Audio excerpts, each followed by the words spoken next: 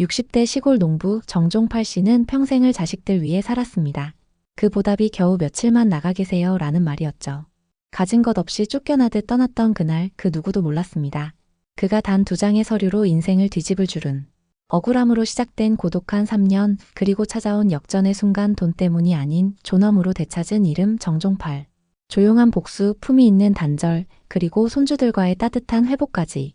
이 이야기는 단지 한 노인의 복수가 아닙니다. 자신의 이름으로 다시 살아낸 한 인간의 서사입니다. 그럼 오늘의 사연 시작하겠습니다. 새벽마다 개 짖는 소리에 눈을 뜨고 뒷산으로 햇살이 밀려오면 허리 펴는 게 하루의 시작이었습니다. 내가 사는 마을은 전북 고창의 끝자락 가구수라야 20가구 남짓한 조그만 동네. 비가 오면 온 동네가 구정물로 뒤덮였고 가뭄이 들면 논바닥부터 쩍쩍 갈라지는 그런 곳에서 나는 평생을 살아왔습니다. 사람들은 나를 종팔이라고 불렀습니다. 본명은 정종팔인데 마을에서는 이름을 부를 때 늘 그렇게 줄여 부르죠. 종팔이, 종팔이 형님, 종팔이 영감. 나는 올해로 65, 작년까지만 해도 직접 모내기를 하고 벼 베기를 했습니다. 손이 발보다 먼저 나가는 성미 덕분에 마을에서도 부지런하기로 손꼽혔죠. 일은 고되지만 그 덕에 자식 셋을 모두 사람 구실하게 키웠습니다. 장남은 서울대학교 나와 대기업 들어갔고 둘째는 초등학교 선생, 막내는 대학병원 간호사. 촌놈 주제의 자식 자랑은 좀 해도 되겠죠. 특히 장남 녀석은 어릴 때부터 영특해서 나랑 아내가 희망을 다 걸었던 놈입니다. 아, 아내요. 그 사람은 벌써 13년 전 위암으로 갔습니다. 논두렁 옆에 앉아 김밥 한 줄 나눠 먹을 때가 마지막 데이트였죠. 그날따라 김밥에 단무지가 많이 들어 있었는데 밥보다 단무지가 더 맛있다며 웃던 얼굴이 아직도 기억납니다. 아내가 세상을 떠난 뒤 나는 혼자가 되었습니다. 시골집 마당에서 아내의 화분을 하나하나 물 주며 버티던 세월. 그래도 외롭다는 소리는 안 했습니다. 농사에 바쁘고 자식들 성공시키느라 허리가 휘는 줄도 몰랐거든요. 그런 내가 그 모든 걸 접고 서울로 올라간 건 그놈, 아니 내 아들 때문이었습니다. 아버지 혼자 계시지 마시고 저희 집에 들어오세요. 이제 손주도 봐야죠. 집도 넓고요. 그 말이 어찌나 고맙던지. 내가 평생 바라던 게 그거였거든요. 손주 손잡고 가족끼리 오순도순 밥상에 둘러앉아 먹는 저녁밥. 아내가 살아있었다면 그렇게 살자고 했을 풍경을 이제야 이룰 수 있을 것 같았습니다. 서울로 올라가는 날 나는 집 안 구석구석을 돌며 고개를 숙였습니다. 아내가 키우던 붕꽃 앞에 무릎을 꿇고 당신은 못 본다만 난 손주 보러 간다. 그렇게 말하며 눈물을 삼켰죠. 도시 풍경은 낯설었습니다. 고층 아파트마다 불빛이 흐드러졌고 지하철은 사람들로 터질 듯 했죠. 그 속에서 나는 조금 위축되었지만 아들 얼굴을 보자 금세 안심이 됐습니다. 며느리도 밝게 웃으며 말했어요. 아버님, 앞으로 잘 부탁드려요. 제가 많이 부족하지만 열심히 하겠습니다. 그래서였을까요? 처음 한 달은 정말 행복했습니다. 손주들이 할아버지 하며 달려오고 며느리도 내 약 좋아하는 거 챙겨주고 TV 볼 때는 아들과 함께 앉아 스포츠 중계 보면서 이런저런 이야기도 했습니다. 우리 손주들은 어디 닮아서 이렇게 똑똑한가 모르겠네. 그 말에 아들은 웃으며 말했죠. 아버지 닮아서 그래요. 그땐 진짜 믿었습니다. 내가 이제 외롭지 않겠구나. 내가 평생 농사지은 보람이 여기까지 닿았구나. 하지만 그건 환상이었습니다. 행복했던 시간은 정확히 한 달이었고 그 뒤로는 조용히 그러나 확실하게 균열이 시작됐습니다. 그날도 아침부터 혼자 베란다에 나가 화분에 물을 주고 있었습니다. 며느리는 부엌에서 반찬을 꺼내고 있었고 손주들은 각자 방에서 온라인 수업 준비를 하는 중이었죠. 베란다 화분에는 내가 키우는 상추랑 고추 그리고 아내가 생전에 좋아하던 백일홍이 한 그루 있었는데 그 백일홍이 이번에 제대로 꽃을 피웠습니다. 그래서 괜스레 기분이 좋아져 며느리에게 한마디 건넸죠. 상추가 아주 실하더라고. 점심에 삼겹살 구워 먹으면 좋을 텐데. 그 말에 며느리는 고개를 들지도 않고 말했습니다. 아버님, 저희 점심엔 잡곡밥에 된장찌개 먹기로 했어요. 고기는 다음에 아이들 없을 때 드리는 게 낫겠어요. 자극적인 건 안 좋아해서요. 나는 그 말이 틀렸다고는 생각지 않았습니다. 요즘 애들 입맛, 건강 생각해서 그렇게 준비한 거겠거니 했죠. 하지만 말투였어요. 무엇이든 조심스레 부탁했던 예전의 말투는 어디 가고 마치 일방적으로 결정했으니 따라주세요 하는 식으로 들렸죠. 그날 점심 며느리는 내 앞에 작은 밥그릇 하나를 놓더니 말했습니다. 아버님은 이거 드세요. 흰밥보다 현미밥이 훨씬 좋아요. 된장찌개는 싱겁게 끓였으니까 간 안 보셔도 돼요. 나는 말없이 밥숟가락을 들었습니다. 그러면서 속으로 이런 생각을 했어요. 내가 언제부터 이렇게 메뉴도 정해진 밥상 앞에서 말도 못하고 숟가락만 들게 된 걸까? 그때부터였던 것 같습니다. 무언가 조금씩 삐걱이기 시작한 건. 처음엔 TV 소리였습니다. 저녁 뉴스가 끝나고 스포츠 채널로 돌려 경기를 보는데 며느리가 나지막이 말했죠. 아버님, 요즘 TV 소리가 조금 크신 것 같아요. 애들이 숙제하는 시간이라 나는 손주들이 공부에 방해받는 건 싫었기에 곧장 리모컨을 눌렀습니다. 하지만 이상하게도 그날 이후로 나는 뉴스도 예능도 맘껏 보지 않게 됐습니다. 아무도 틀지 말라고 한 적은 없지만 그냥 누가 뭐라 할까 봐 스스로 볼륨을 줄이고 꺼두는 일이 잦아졌습니다. 다음은 설거지였습니다. 아침 먹고 내가 습관처럼 싱크대 앞에 섰습니다. 나도 예전엔 우리 마누라 도화 그릇 닦고 정리도 도왔거든요. 그런데 며느리가 다가오더니 살짝 웃으며 말했죠. 아버님 설거지는 제가 할게요. 그릇 깨지면 위험하니까요. 그 말에 나는 손을 뺐습니다. 하지만 그 순간 나는 단박에 깨달았죠. 아, 이 집에선 내가 그릇 하나도 맘대로 닦으면 안 되는구나. 결정적인 건 된장찌개 사건이었습니다. 그날 저녁 식탁에 둘러앉아 며느리가 끓인 된장찌개를 먹고 있었는데 국물 맛이 조금 심심하길래 조심스레 말했어요. 된장찌개에 두부가 조금 더 들어가면 좋을 텐데. 국물이 좀 약한 것 같네.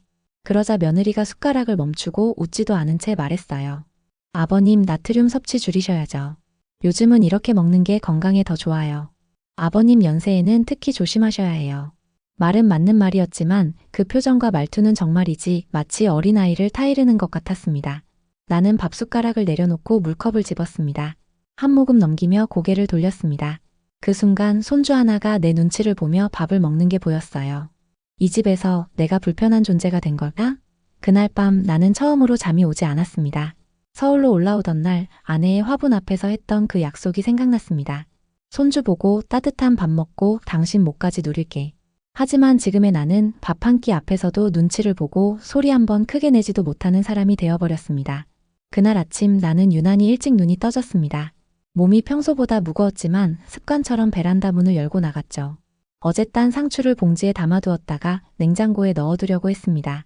손주들이 고기 좋아하니 언제든 구워줄 수 있게 준비해두자는 생각이었죠. 냉장고 문을 여는 순간 방문 쪽에서 며느리 목소리가 들렸습니다. 아버님, 냉장고는 미리 말씀해 주셔야 해요. 제가 정리하는 중이라 나는 얼어붙은 채 서 있었습니다. 손에 들려있던 상추 봉지를 천천히 내려놓으며 말했죠. 아, 내가 괜한 짓을 했구먼. 미안어이. 그 말에 며느리는 잠시 뜸을 들이다가 말했습니다. 아니요, 그런 뜻은 아니고요. 그냥 냉장고 정리는 제가 하는 게 나아서요. 나는 아무 말 없이 문을 닫고 방으로 돌아왔습니다. 가슴이 먹먹했고 상추 향기가 손에 배인 듯 오래도록 지워지지 않았습니다. 며칠 뒤 무릎이 심상찮게 아팠습니다. 농사짓던 시절 쪼그려 앉던 버릇이 아직도 남아 있었는지 가끔씩 오른쪽 무릎이 시큰거리곤 했거든요. 그래서 병원에 가야겠다 싶었지만 대중교통은 자신이 없었습니다. 아들은 회사에 가고 없었고 손주는 등교했고 결국 며느리에게 부탁을 해야 했습니다. 거실 소파에 앉아있는 며느리에게 말을 걸었죠. 미안한데 나 병원 좀 데려다 줄 수 있을까? 무릎이 영 시큰거려서 그녀는 핸드폰을 손에서 놓지 않은 채 가볍게 대답했습니다. 아, 아버님 오늘 제가 약속이 있어서요. 택시 타고 다녀오시면 안 될까요? 택시비는 드릴게요. 나는 멈칫했습니다. 그래, 그럼 괜찮다. 내가 알아서 갈게. 그 말에 며느리는 안도의 한숨을 쉬며 다시 핸드폰 화면을 바라봤습니다. 나는 방에 들어가 양말을 신으며 다짐했죠. 이걸로 서운해하지 말자. 바쁠 수도 있지. 이해하자, 종파리. 하지만 택시에서 내릴 때 손을 짚고 간신히 계단을 오르면서 나도 모르게 눈물이 났습니다. 이게 내 팔자인가, 내가 누굴 위해 평생을 바쳤는데. 그날 밤 아들에게 전화를 걸었습니다. 술 기운을 조금 빌린 채였습니다. 아들아, 아버지가 집에서 좀 눈치를 보게 돼. 며느리가 나를 부담스러워하는 것 같아. 전화기 너머 아들은 잠시 침묵하더니 말했습니다. 아버지, 며칠만 다른 데서 좀 쉬다 오시면 안 될까요? 요즘 집안 분위기가 좀 그래서. 그 한마디에 나는 무릎도 잊은 채 망치로 머리를 얻어맞은 듯 했습니다. 뭐라고? 내가 거기서 나가라는 말이가? 그런 뜻은 아니고요. 그냥 잠깐만요. 며칠만 다른 데 계시면 분위기 정리도 될 거고. 나는 말없이 전화를 끊었습니다. 그리고 그대로 현관문을 나섰습니다. 지하철역으로 걸어가며 나는 뒤도 돌아보지 않았습니다. 그날 밤 나는 친한 동생 집에서 잤습니다. 50 넘은 사내가 동생 집 거실 소파에서 웅크리고 자는 모습을 보며 그 동생이 맥주 한 캔 건네며 말했습니다. 형, 내가 뭘 그렇게 잘못했을까? 내가 그렇게 눈치 줘야 하는 사람이야? 나는 대답하지 못했습니다. 그저 눈물만 흘렸습니다. 다 큰 남자가 말없이 울었습니다. 처음으로 자존심보다 서러움이 더 커진 밤이었습니다. 다음 날 아침 나는 손에 남은 두어 벌 옷가지와 약봉지를 들고 시골행 버스에 올랐습니다. 내가 태어나고 자란 고창 읍내에서 한참 더 들어간 외딴 마을. 예전 이장님이 새들어 살던 집이 비어 있다는 소문을 듣고 한 번만 들러볼 생각으로 가봤던 곳이었습니다. 지붕은 조금 내려앉았고 창틀에는 거미줄이 얽혀 있었지만 기묘하게도 그 집 앞에 섰을 때 나는 이상하게 편안했습니다. 현관을 열자 먼지 냄새가 확 풍겼지만 나는 가만히 집 안으로 들어가 이 집이면 되겠다 싶었죠. 부엌 하나, 방 하나. 허름해도 이곳에서는 누구의 눈치도 보지 않아도 되니까. 나는 마루에 앉아 오래도록 집안을 바라보다가 혼잣말처럼 중얼거렸습니다. 종팔이야, 이제 너 혼자네. 첫날 밤은 그야말로 적막했습니다. TV도 라디오도 없고 종소리조차 들리지 않는 깊은 산자락의 밤. 낡은 벽시계만이 딸깍딸깍 소리를 내며 내 숨소리와 시간을 함께 삼키고 있었습니다. 그날 밤 나는 꿈을 꿨습니다. 아내가 나를 바라보며 말없이 웃고 있었습니다. 등 뒤에는 손주들이 뛰어다니고 아들이 내게 따뜻한 차를 내오던 그런 꿈. 하지만 아침에 눈을 떴을 때 옆에는 아무도 없었습니다. 아무도 나를 위해 차 한 잔 끓여주지 않는 현실이었죠. 며칠이 지나고 마을 사람들은 하나둘레 소식을 듣고 찾아오기 시작했습니다. 종팔이 형님, 아들 집에서 잘 지내더니 웬일이셔? 아, 혼자 있는 게 편하더라고요. 자유가 좋아서요. 나는 그 말만 되풀이했습니다. 진짜 이유는 말하지 않았습니다. 며느리한테 냉장고 문 하나 열었다가 눈총 맞았다, 병원 데려다 달랬더니 친정 나들이가 더 급했다, 그 말들이 입에서 나오는 순간 내 체면도 함께 무너질 것 같았거든요. 그냥 나 스스로 편해서 나온 거라고. 자식들은 다 컸으니 나도 내 인생 살아보자고. 외로움은 자정즈음에 찾아왔습니다. 지나간 말들, 지나간 눈빛들이 그 시간에야 밀려와 내 등을 밀었습니다. 아버님, 냉장고는 제 관리예요. 아버지, 며칠만 나가 계시면 그 말들이 귀에 쏙쏙 박혔고 나는 자꾸만 내가 뭘 그렇게 잘못했나 되뇌이기 시작했습니다. 그럴수록 손주들이 보고 싶어졌습니다.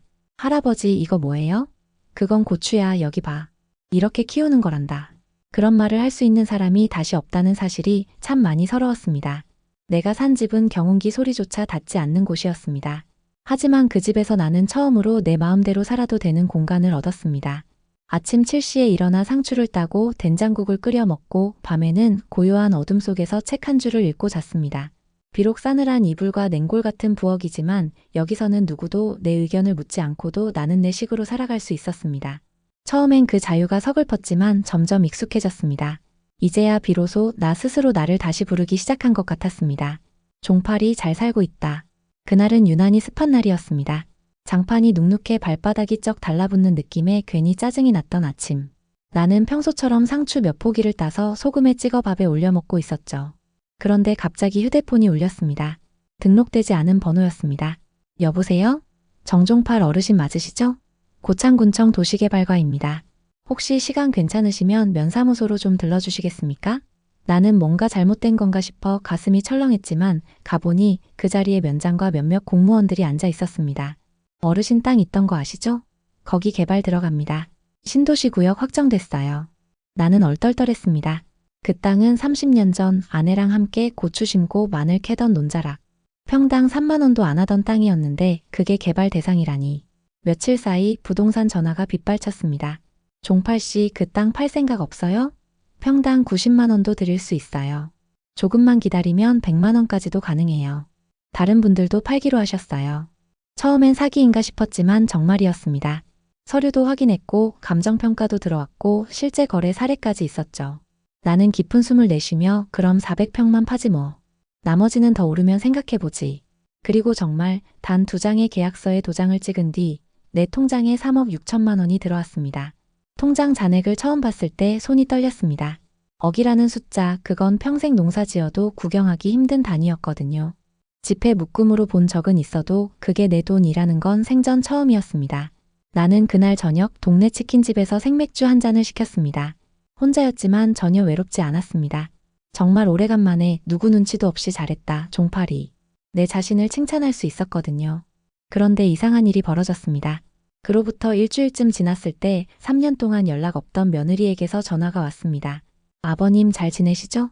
요즘 건강은 어떠세요? 저희가 아버님 생각 많이 했어요. 그 목소리는 이전에 내가 냉장고 열 때마다 인상을 찌푸리던 그 사람과는 전혀 다른 사람이었습니다.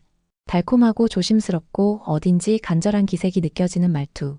그 뒤를 이어 아들도 전화해왔습니다. 아버지 그동안 연락 못 드려서 죄송해요. 회사 일에 치여서 혹시 이번 주말에 집에 오실 수 있으세요? 아이들이 할아버지 많이 보고 싶어 해요. 심지어 손주들까지 할아버지 언제 와요? 보고 싶어요. 나는 핸드폰을 손에 든 채 마당 텃밭 앞에서 한참을 말없이 서 있었습니다. 3년 동안 단 한 통의 연락도 없던 사람들. 병원 갈 때도 생일에도 명절에도 연락 없던 사람들이 내가 땅 팔고 돈 생긴 걸 알자마자 이렇게 달라질 수 있다는 게 믿기지 않았습니다. 나는 그날 밤 아내의 사진 앞에 앉았습니다. 사진 속 아내는 변함없이 웃고 있었고 나는 조용히 말했죠. 당신 봤지? 우리 애들, 며느리 다 나라는 사람이 뭘 가졌는가로 다시 보는 거야. 나는 그날부터 조용한 복수를 준비하기 시작했습니다. 소리치지 않고 따지지 않고 그저 나답게, 품위 있게. 다음 주 월요일 아침 나는 이장님과 함께 읍내 부동산 사무실로 향했습니다. 눈여겨본 집이 하나 있었습니다. 경로당 바로 옆, 동네 어르신들이 자주 드나들던 그 골목에 있던 2층짜리 단독주택. 마당은 작지만 텃밭이 가능했고 햇살 좋은 남양 거실, 무엇보다 내가 원하는 사람만 들릴 수 있는 공간이었습니다. 계약서에 사인을 마치고 새 집의 열쇠를 건네받은 그 순간 나는 조용히 읊조렸습니다. 이제부턴 내 세상이다. 입주는 일주일 뒤였습니다. 짐이랄 것도 없이 그동안 혼자 지낸 세월이 고스란히 박스 2개에 담겼습니다. 하지만 마음만큼은 그 어느 때보다 가벼웠습니다. 새 집에 들어오고 첫날 밤 거실 바닥에 새로 깐 장판 냄새와 은은한 조명 아래에서 나는 불을 켠 채로 잤습니다. 이 집안에서는 내게 명령하는 사람도 눈치 보는 사람도 없다. 그 단순한 사실이 이렇게 따뜻한 위안이 될 줄 몰랐습니다. 나는 나만의 규칙을 세웠습니다. 첫째, 자식들에겐 주소를 알려주지 않는다. 둘째, 연락은 받을 수 있으나 방문은 초대 없이는 불가. 셋째, 손주들은 언제든지 환영. 직접 데리러 갈 것. 넷째, 며느리는 나의 사적인 공간에 출입 불가. 이 규칙들을 문자로 정리해 아들과 며느리에게 각각 따로 보냈습니다. 아들은 몇 번이나 전화를 걸었지만 받지 않았고 며느리는 답장도 하지 않았습니다. 그게 무슨 뜻인지 나는 이미 알고 있었습니다. 이제는 돈 있는 아버지로서 대우받고 싶은 그들의 본심. 하지만 나는 과거를 잊지 않았습니다. 냉장고를 열었다고 눈총 주던 그 시절, 병원에 가고 싶다던 말을 뭉개던 그날, 며칠만 나가 계시라던 그 목소리. 나는 그걸 돈으로 잊지 않았습니다. 몇 주 뒤 나는 손주들을 데리러 서울로 올라갔습니다. 학교 앞에서 기다리다 얼굴을 보자마자 두 녀석이 달려왔습니다. 할아버지, 진짜 왔어요. 나는 활짝 웃으며 말했죠. 그럼 할아버지가 약속했잖냐. 주말마다 보러 온다고. 차를 몰고 내려오는 길 두 녀석은 서로 이야기하느라 바빴고 나는 백미러로 그들 얼굴을 몇 번이고 들여다봤습니다. 이 아이들만은 나를 이용하지 않는다. 그게 내가 다시 살아볼 이유가 되어주었습니다. 새 집에 도착하자마자 고기를 굽고 내가 직접 기른 상추를 손질하고 냉장고 문을 활짝 열고 고추장까지 꺼냈습니다. 와, 진짜 맛있어요. 할아버지 또 해줘요. 나는 웃으며 말했죠. 이 맛이 바로 자유다, 임마야. 그날 밤 손주 둘은 거실에서 뒹굴다가 잠이 들었고 나는 그 모습을 보며 조용히 눈을 감았습니다. 그래, 이걸로 족하다. 이 아이들만큼은 나를 진심으로 사랑해주니까. 그날은 월요일 아침이었습니다. 손주들을 서울로 돌려보낸 다음 날 텃밭에 쭈그리고 앉아 잡초를 뽑던 중이었죠. 핸드폰이 울렸습니다. 아들 나는 그대로 손에 쥔 흙을 털며 핸드폰을 내려놨습니다. 진동이 멈추기를 기다리며 한참을 그 자리에 앉아 있었죠. 그날 이후로 연락은 빈번해졌습니다. 며칠에 한 번꼴로 전화, 그 사이엔 며느리의 장문의 문자. 아버님 언제쯤 뵐 수 있을까요? 아이들도 계속 보고 싶어 해요. 뵐 수 있는 기회 주시면 꼭 찾아뵙고 싶습니다. 하지만 나는 단 한 번도 답하지 않았습니다. 대신 손주들에게는 매주 전화를 걸었습니다. 숙제는 다 했는지, 학교에서 친구들과는 잘 지내는지. 그 아이들은 여전히 순수했고 나를 향한 말투도 어제와 다르지 않았습니다. 할아버지, 이따가 내가 그린 그림 보여줄게요. 할아버지 집 텃밭에 당근도 심어요. 나 당근 좋아해요. 나는 웃으며 대답했습니다. 그래, 이번엔 직접 씨앗 사서 같이 심자.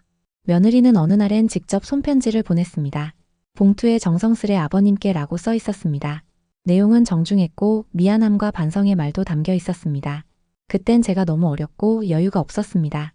돌이켜보니 제 행동이 얼마나 무례했는지 이제야 알 것 같습니다. 나는 그 편지를 읽고 창밖을 오래 바라봤습니다. 바람이 나뭇가지를 흔들고 있었지만 내 마음은 단단히 고정된 바위처럼 흔들리지 않았습니다. 진심으로 반성했다면 사람을 돈이 생긴 뒤 애찾는 게 아니었을 것입니다. 며칠 뒤 아들이 서울에서 직접 내려왔습니다. 경로당 옆 슈퍼에서 동네 어르신을 붙잡고 혹시 우리 아버지 집이 어디쯤일까요? 묻고 다닌다는 이야기를 전해 들었습니다. 하지만 나는 그날 마당 뒤 채소 창고에 숨어 있었습니다. 집안 불도 모두 꺼두고 인기척도 지우고 지금의 나는 과거의 내가 아닙니다. 아버지 어디 안 계세요? 문 앞에서 맴도는 그 목소리에도 나는 조용히 숨을 죽였습니다.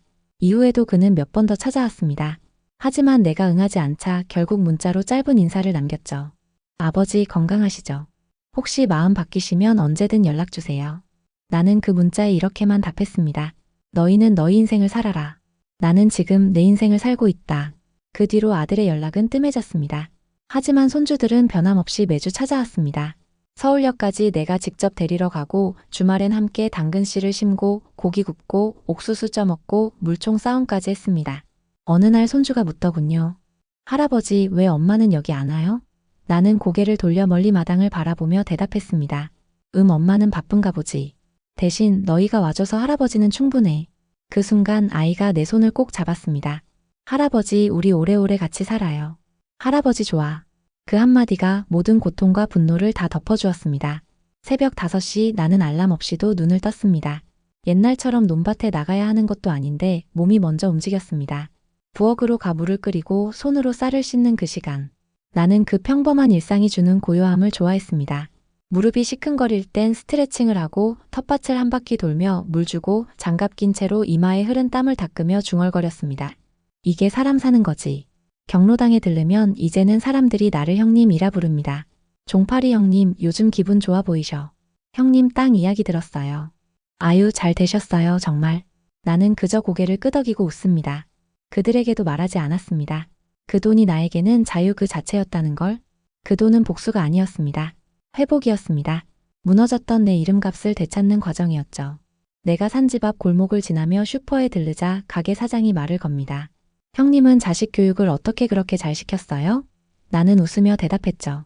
교육은커녕 그냥 사람답게 살라고 했지. 근데 사람답게 대하는 건 또 다른 얘기더라고. 그 말에 사장은 고개를 끄덕이며 말했습니다. 그래도 손주들은 참 잘 컸잖아요. 매주 내려오는 거 보면 형님이 뭔가 잘하신 거예요. 나는 그 말에 처음으로 내심 자부심을 느꼈습니다. 맞다. 내가 잘한 건 상처를 그대로 아이들에게 넘기지 않았던 것 그거 하나였다고. 그날 오후 손주가 혼잣말처럼 말했습니다. 할아버지, 우리 친구들 할아버지들은 다 바쁘대요. 우리 할아버지만 놀아줘요. 나는 웃으며 대답했죠. 할아버지는 바쁜 거 다 끝났거든. 이제 너희랑 노는 게 제일 중요해. 그 말에 손주가 눈을 동그랗게 뜨고 말했습니다. 그럼 할아버지는 부자야? 나는 살짝 고개를 기울이며 말했습니다. 부자란 게 돈이 많은 거라면 모르겠지만 할아버지는 지금 마음이 제일 부자야. 하루는 동네 초등학교에서 연락이 왔습니다. 혹시 학생들한테 농사 이야기해 주실 수 있을까요? 그 소리에 나는 잠시 고민하다가 기꺼이 수락했습니다. 아이들 앞에 서서 모내기부터 수학까지 내가 살아온 40년을 이야기했죠. 끝나고 한 아이가 말했습니다. 할아버지 나도 농부 될래요. 할아버지처럼 멋있어요. 그 말에 나는 그 아이 머리를 쓰다듬으며 속으로 되뇌었습니다. 그래 나 멋있었지. 누구 눈치 보지 않고 땀 흘리며 살았던 그날들이 비루한 게 아니었어. 그리고 어느 날 문득 며느리에게 문자가 왔습니다. 아버님 정말 죄송했어요. 이젠 아버님께 부끄럽지 않은 사람이 되고 싶어요. 나는 답장을 보내지 않았습니다. 대신 핸드폰 화면을 끄고 손주들과 함께 마당에 앉았습니다. 하늘은 맑았고 그늘 아래에서 아이들이 수박을 먹고 있었습니다. 그 모습을 바라보며 나는 조용히 속삭였습니다. 이게 바로 내 복수다. 당당하게 나로서 살아가는 것. 일요일 아침 아이들이 돌아가고 난 뒤 마당이 유난히 조용했습니다. 텃밭 옆 벤치에 앉아 한참을 하늘만 바라봤습니다. 바람은 살랑이고 바닥에 떨어진 고추잎 하나가 나뭇잎 사이를 돌며 흘러갔습니다. 나는 그 잎사귀를 가만히 따라가며 문득 깨달았습니다. 나는 이제 외롭지 않다. 혼자인 건 맞지만 고요 속에서 나를 돌보는 방법을 알게 된 지금은 이전과는 전혀 다른 삶이었습니다. 며느리의 문자는 한 달에 한두 번씩 계속 왔습니다. 아버님 건강은 괜찮으세요? 혹시 필요한 거 있으시면 언제든지 말씀 주세요. 아이들이 할아버지 보고 싶어 해요. 그 말들 하나하나 과거의 그 목소리와 얼마나 다른지 나는 알고 있었습니다. 하지만 나는 변한 건 그들의 말투일 뿐 그들의 본심은 시간 속에서 더 지켜봐야 한다 그 생각으로 한 발짝 물러나 있었죠. 그날 오후 아들이 뜻밖의 연락을 해왔습니다. 아버지 이번에 이직하게 됐습니다. 좀 늦었지만 이제서야 아버지 마음을 이해할 것 같습니다. 나는 아무 말 없이 그 문자를 읽고 답장 없이 핸드폰을 책상 위에 내려놓았습니다. 그저 조용히 부엌에 물을 올리고 된장국을 끓였습니다. 이제 나는 누가 나를 인정하지 않아도 내 자신을 인정할 줄 알게 된 사람이었으니까요. 경로당에선 여전히 사람들이 나에게 조언을 구했습니다. 부동산 이야기, 자식 이야기, 손주 교육 이야기. 그때마다 나는 조용히 듣고 내 경험을 이야기해주곤 했습니다. 형님처럼 사는 게 부러워요. 어떻게 이렇게 태연하게 사세요? 나는 고개를 끄덕이며 말하곤 했습니다. 많이 울어봤거든. 울고 참아보고 버림도 받아보고 그걸 다 겪고 나니까 이제는 마음이 단단해졌지. 그 말을 하면서도 나는 눈을 내리깔았습니다. 내 안의 감정은 쉽게 보여주지 않기로 했거든요. 이제 나는 눈물을 흘리더라도 혼자 조용히 흘리는 사람이니까요. 어느 날 손주가 이런 말을 했습니다. 할아버지, 나 크면 할아버지처럼 살 거예요. 그 말에 나는 가슴이 먹먹해졌습니다. 이 아이가 본 할아버지는 어떤 모습이었을까? 그리고 나는 조용히 대답했습니다. 그래, 살아보면 알게 될 거야. 사람은 누가 뭐래도 스스로를 지키는 게 제일 중요하단다. 그 말을 들은 아이는 고개를 끄덕이며 말했습니다. 나 할아버지처럼 누구한테도 휘둘리지 않을래요. 나는 웃으며 고개를 쓰다듬었습니다. 그래, 이게 진짜 유산이다. 며칠 전 내 생일이었다. 누가 챙겨주지 않아도 이미 마음은 담담했다. 마을 할머니가 부침개 몇 장을 챙겨주셨고 경로당에서는 누가 말하지 않아도 커피 믹스를 내 손에 쥐어주었다. 생신이시죠? 형님, 오래오래 건강하세요. 나는 고개를 깊이 숙여 인사했다. 그 순간 마음이 이상하게 울컥했다. 가족이 아니어도 진심을 나눌 수 있다는 사실이 이제야 진짜 가슴에 와닿았다. 저녁 무렵 문 앞에 택배가 하나 놓여 있었다. 보낸 사람은 아들 이름 포장을 뜯으니 작은 케이크와 편지가 함께 들어 있었다. 아버지, 늦었지만 생신 축하드려요. 그리고 죄송합니다. 그때 왜 아버지 마음을 몰랐는지 지금은 조금씩 알 것 같습니다. 나는 편지를 접어 책상 서랍에 넣었다. 한참을 말없이 앉아 있다가 가스불을 켜고 조용히 고등어를 구웠다. 축하라. 이제 와서 그런 말을 들어도 내 마음은 쉽게 돌아가지 않는다. 그 다음 날 나는 고창 읍내로 향했다. 농협 지점에 가서 내 통장들을 정리했고 변호사 사무실을 찾아 유언장을 작성했다. 전 재산의 90%는 손주들 앞으로. 단, 만 25세 이후 자립 시점에 조건부 지급. 나머지 10%는 장학기금 및 지역 경로당 후원. 내가 이 결정을 내리는데 걸린 시간은 고작 3분이었다. 내게 필요한 건 증오도 복수도 아닌 내가 옳다고 여긴 선택을 남기는 것이었으니까. 며느리에게서 또 문자가 왔다. 아버님, 아이들 데리고 조만간 꼭 인사드리러 가겠습니다. 이젠 저도 예전처럼 살지 않으려 해요. 나는 답장 대신 손주에게 전화를 걸었다. 이번 주엔 당근 말고 방울토마토 심자. 네가 골라온 씨앗 할아버지랑 같이 심자꾸나. 이제 나는 그 누구의 시선도 고려하지 않았다. 누가 나를 찾든 누가 나를 이해한다 해도 나는 더 이상 누군가의 아버지라는 이름 아래 살지 않기로 했다. 그건 나의 선택이었다. 그날 밤 오래간만에 아내의 사진을 꺼내 식탁에 올려두었다. 따뜻한 보리차를 따라 놓고 마주 앉아 말을 걸었다. 당신 나 잘 살고 있지? 지금 나는 그 누구에게도 미안하지 않고 그 누구보다도 당당하게 살아. 창밖으로 바람이 지나갔고 방 안의 커튼이 살짝 흔들렸다. 그 바람을 따라 아내의 미소가 방 안을 가득 채우는 것 같았다. 이틀 뒤 손주들이 또 왔다. 텃밭에 방울토마토 모종을 심으며 흙 장난을 치는 두 아이를 바라보며 나는 문득 그동안 스스로를 아버지, 시아버지, 농부로만 불러왔다는 걸 깨달았다. 하지만 이제 나는 그저 정종팔이라는 한 사람으로 살아가고 있었다. 모종을 심고 나서 아이들에게 말했다. 너희 이름처럼 할아버지도 이름이 있단다. 정, 종, 팔. 그 이름으로도 충분히 괜찮은 사람이란다. 아이는 고개를 갸웃하며 물었다. 그게 왜요, 할아버지? 나는 웃으며 답했다. 사람은 말이지 누구의 뭐가 아니라 그냥 자기 이름으로 살아야 해. 그게 제일 멋진 거야. 그날 오후 아이들과 함께 만든 스케치북 한 장을 들고 마을회관으로 갔다. 아이들이 그린 텃밭 그림과 함께 우리 할아버지는 정종팔입니다 라는 문구가 적혀 있었다. 경로당 어르신들은 그걸 보며 박수를 쳤고 나는 처음으로 내 이름 석자가 누군가에게 존중받는 소리로 들리는 걸 느꼈다. 그게 그렇게 따뜻하게 들릴 줄 몰랐다. 그토록 오랜 세월을 누군가의 뒷사람으로만 살았던 나에게는 그날 저녁 아들로부터 또 문자가 왔다. 아버지, 이젠 아버지를 종팔씨라고 불러드리는 게 맞을 것 같아요. 그게 더 온전한 아버지니까요. 나는 그 문자를 천천히 읽고 처음으로 답장을 보냈다. 그래. 그 이름으로 살아가는 게 내 마지막 소원이니까. 그 이후 아들은 다시는 아버지라고 부르지 않았다. 대신 종팔씨라 적힌 엽서를 가끔 보냈고 그 안에는 담백한 안부와 조용한 존중이 담겨 있었다. 며느리도 마찬가지였다. 아버님이라는 호칭 대신 종팔 선생님이라고 인사해왔다. 그 변화가 위선일지 진심일지 나는 가늠하지 않았다. 다만 내가 만든 거리 속에서 그들이 조심스레 말을 건넨다는 것 그 자체로 충분했다. 아이들은 이제 내 손을 잡고 먼저 묻는다. 정종팔 할아버지, 우리 내일도 심어요? 나는 활짝 웃으며 말한다. 그래. 우리 내일도 또 심자. 정종팔의 마당엔 아직 자랄 것들이 많거든. 8월 중순 한여름의 열기가 바람에 실려 마당 안까지 들이쳤다. 나는 평소처럼 텃밭을 한 바퀴 돌고 나무 의자에 앉았다. 그 자리는 마치 오랜 것 같았다. 몸이 지치거나 마음이 흔들릴 때마다 나는 늘 그곳에 앉아 숨을 고르곤 했다. 오늘은 그 의자에 작년부터 써온 작은 노트를 가져왔다. 표지엔 종파리의 일기라고 손주가 붙여준 스티커가 그대로 붙어 있었다. 나는 펜을 들어 마지막 문장을 써내려갔다. 내 이름은 정종팔. 시골 마당 한켠에서 내 인생을 다시 심은 사람. 눈치 보지 않고 누구의 허락 없이 나로 살아가는 사람이었다. 마지막 마침표를 찍고 나는 펜을 덮으며 숨을 들이켰다. 이제 이 노트는 나를 기억해줄 누군가에게 남길 선물이 되리라. 누군가가 그 페이지를 넘기며 내 흔적을 따라가 준다면 그것으로 좋겠다. 그날 저녁 텃밭 옆 평상 위에 수박 2조각을 얹어두고 손주들을 기다렸다. 머지않아 멀리서 들리는 발소리, 아이들의 웃음소리가 바람을 타고 들려왔다. 할아버지, 우리 왔어요. 나는 천천히 일어나 마당 쪽으로 걸어갔다. 아이들이 활짝 웃으며 내 품으로 달려드는 순간 나는 속으로 조용히 말하고 있었다. 그래, 잘 살아왔다. 이렇게 끝나는 것도 나쁘지 않다.